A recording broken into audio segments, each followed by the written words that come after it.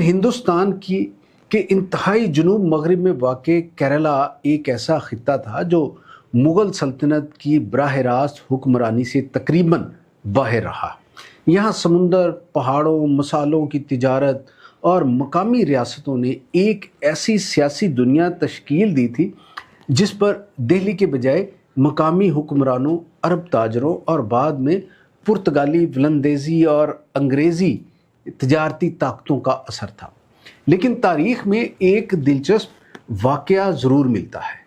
تقریباً 1680 میں ایک مسلمان فوجی سردار جسے مقامی روایات میں مکیلان کہا جاتا ہے، جنوبی وناد پر حملہ آور ہوا۔ بعض تاریخی ماخذ اسے مغل کمانڈر قرار دیتے ہیں، لیکن اس نسبت پر مکمل اتفاق نہیں۔ یہی اس داستان کو دلچسپ بھی بناتا ہے جو آپ کے سامنے رکھی جا رہی ہے۔ 17ویں صدی کے آخر میں کیرلا کسی ایک متحدہ سلطنت کا نام نہیں تھا۔ شمال میں کالیکٹ کا زمورن ایک بڑی طاقت تھا، وسط میں کوچین کی ریاست تھی، جبکہ جنوب میں وناد اہم ریاست تھی جو بعد میں ٹرنکوور کی طاقتور ریاست میں تبدیل ہوئی۔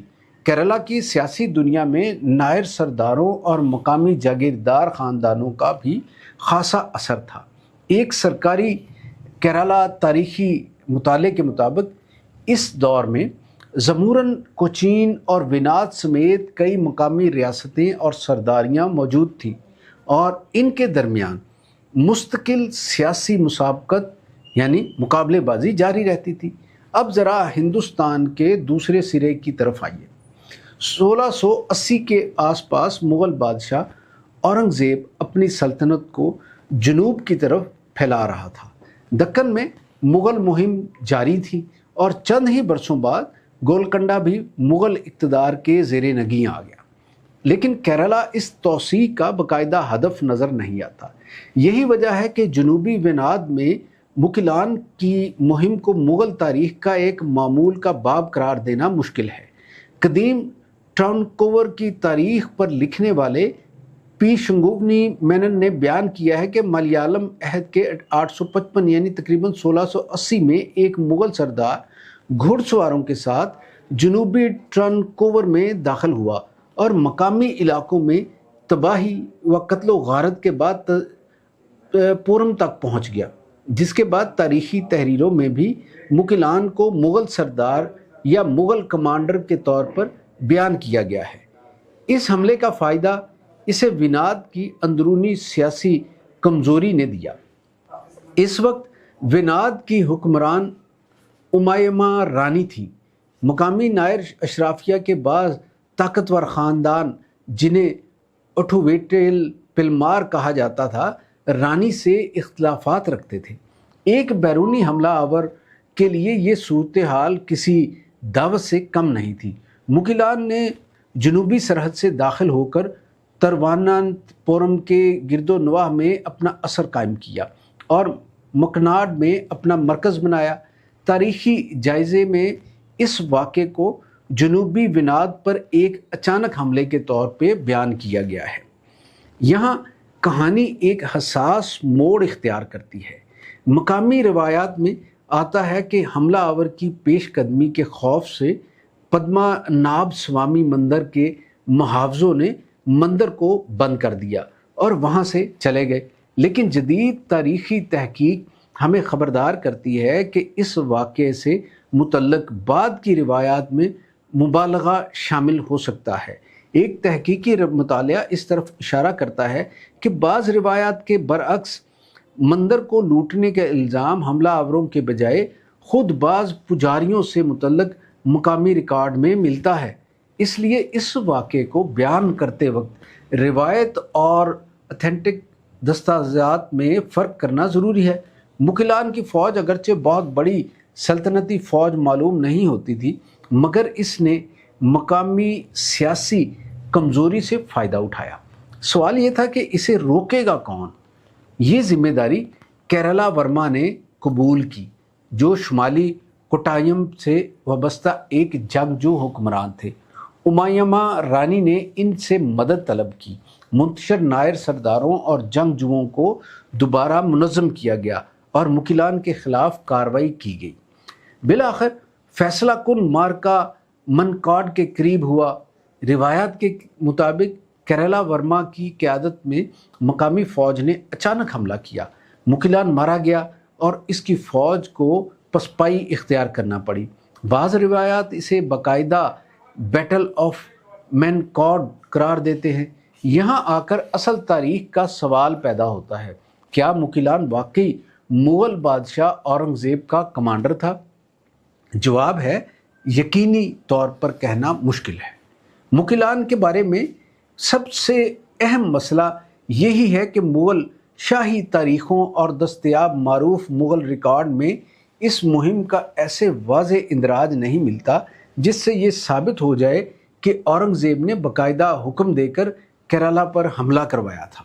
ایک تحقیقی ماخذ تو اس تاریخی دعوے پر زمانی سوال بھی اٹھاتا ہے۔ اس کے مطابق اگر یہ واقعی مغل سلطنت کی باقاعدہ جنوبی مہم تھی تو تاریخ کے ساتھ مسئلہ پیدا ہوتا ہے، کیونکہ گولکنڈہ کی فتح 1687 میں ہوئی، اس لیے 1680 کی تاریخ اور مغل سلطنت کی اس علاقے تک رسائی کے بارے میں مزید تحقیق ضروری ہے۔ یہ بھی ممکن ہے کہ مکیلان کسی مقامی مسلمان جنگجو یا آزاد سردار کا نام ہو جسے بعد کی روایت نے مغلوں سے جوڑ دیا۔ بعض لوگوں نے یہ قیاس بھی کیا ہے کہ مکیلان دراصل مغل سے نکلنے والی مقامی اصطلاح ہو سکتی ہے، لیکن یہ بھی ایک مفروضہ ہے، حتمی تاریخ حقیقت نہیں۔ اس لیے یہ کہنا کہ مغل سلطنت نے کیرلا فتح کر لیا تھا تاریخی طور پر غلط ہوگا۔ کیرلا کبھی مغل سلطنت کا باقاعدہ صوبہ نہیں بنا، نہ وہاں مغلوں کا مستقل انتظامی نظام قائم ہوا، نہ مغل گورنر مقرر ہوئے، نہ مغل ریونیو نظام نافذ ہوا۔ اگر مکیلان واقعی مغل کمانڈر تھا تو بھی اس کی مہم ایک محدود فوجی در اندازی یا مہم سے زیادہ دکھائی نہیں دیتی، اور یہی فرق بہت اہم ہے۔ ہندوستان میں مغلوں کی جنوبی پیش قدمی کے باوجود کیرلا کی سیاسی دنیا بنیادی طور پر اپنی مقامی طاقتوں کے ہاتھ میں رہی۔ بعد میں اس خطے پر اثر انداز ہونے والی سب سے اہم بیرونی طاقتیں پرتگالی، ڈچ، انگریز اور پھر میسور کے حکمران بنے۔ کیرلا میوزیم کے مطابق یورپی آمد نے یہاں کی سیاسی تاریخ میں ایک نیا دور شروع کیا۔ پرتگالیوں کے بعد ڈچ نے پرتگالی اثر کو پیچھے دھکیلا اور 17ویں صدی میں تجارتی و سیاسی مقابلہ تیز ہو گیا۔ دلچسپ بات یہ ہے کہ کیرلا پر واقعی ایک بڑی مسلم فوجی یلغار بعد میں ہوئی، مگر وہ مغلوں کی نہیں بلکہ میسور کے حیدر علی کی تھی۔ 1766 سے میسور کی فوج نے مالابار میں وسیع فوجی مہم شروع کی اور کالیکٹ سمیت متعدد علاقوں کو اپنے زیر اثر لے لیا۔ پھر انگریز آئے اور کیرلا کی تاریخ ایک اور رخ اختیار کر گئی۔ چنانچہ اگر آج سوال پوچھا جائے کہ کیا مغل کبھی کیرلا گئے تھے تو سب سے محتاط جواب یہ ہوگا کہ مغل سلطنت کی جانب سے کیرلا کی باقاعدہ فتح یا حکمرانی کا کوئی مضبوط ثبوت نہیں۔ البتہ تقریباً 1680 میں مکیلان نامی ایک جنگجو کی جنوبی وناد میں مہم کا تاریخی ذکر ضرور ملتا ہے، جسے بعض ماخذ مغل سردار سے منسوب کرتے ہیں۔ تاریخ کا حسن یہی ہے کہ وہ ہمیشہ ہاں یا نہیں میں جواب نہیں دیتی۔ بعض اوقات ایک چھوٹا سا واقعہ صدیوں کے سوال کو جنم دیتا ہے۔ مکیلان کی داستان بھی ایسا ہی سوال ہے۔ ممکن ہے وہ مغل کمانڈر تھا، ممکن ہے وہ ایک آزاد مسلمان سردار تھا، ممکن ہے بعد کی روایت نے اسے مغل بنا دیا ہو، لیکن ایک بات نسبتاً واضح ہے، کیرلا مغل سلطنت کا حصہ نہیں بنا، اور شاید یہی اس کہانی کا سب سے دلچسپ پہلو ہے۔ ایک ایسی سلطنت جو ہندوستان کے بیشتر بڑے حصے پر چھا گئی، وہ ہندوستان کے اس سبز پہاڑی سمندری جنوبی خطے کو مستقل طور پر اپنے سیاسی نقشے میں شامل نہ کر سکی۔ تاریخ کے نقشے پر کبھی کبھی سب سے اہم چیز وہ بھی ہوتی ہے جسے کوئی سلطنت فتح نہ کر سکی۔